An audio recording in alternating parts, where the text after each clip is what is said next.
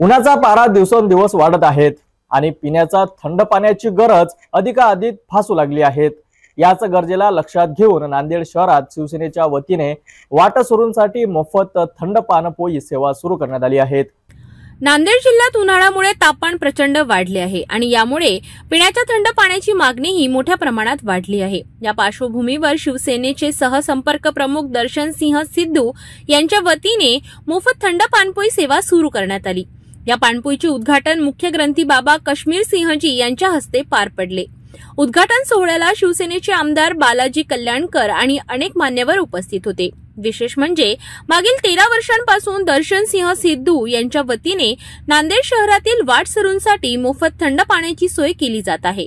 उन्हाच्या झळा कमी करण्यासाठी ही समाज उपयोगी सेवा अत्यंत महत्त्वाची ठरत आहे। यावेळी सिटी न्यूजच्या प्रतिनिधींनी जसपाल सिंह सिंधू यांची प्रतिक्रिया जाणून घेतली। सिद्धू यांच्यातर्फे गेल्या 13 वर्षापासून वाहेगुरु पाणपोईचं इथं नियोजन केलं जाते। थंड पाण्याची सेवा लोकांसाठी इथं केलेली आहे।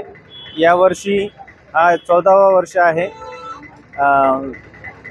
सचखंड हुजूर साहेबचे हेड ग्रंथी बाबा कश्मीर सिंगजी यांच्या हस्ते अरदास करून याचं उद्घाटन करण्यात आलेलं आहे।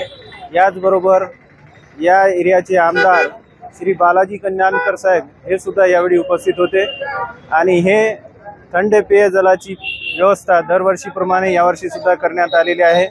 तरी सर्व नागरिकांनी याचा लाभ घ्यावा असं दर्शन सिंह सिद्धू यांच्यातर्फे आम्ही विनंती करतो। धन्यवाद।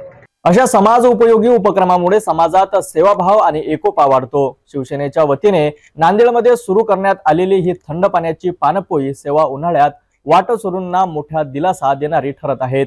पुढील अशाच महत्त्वाच्या बातम्यांसाठी पाहत रहा सिटी न्यूज।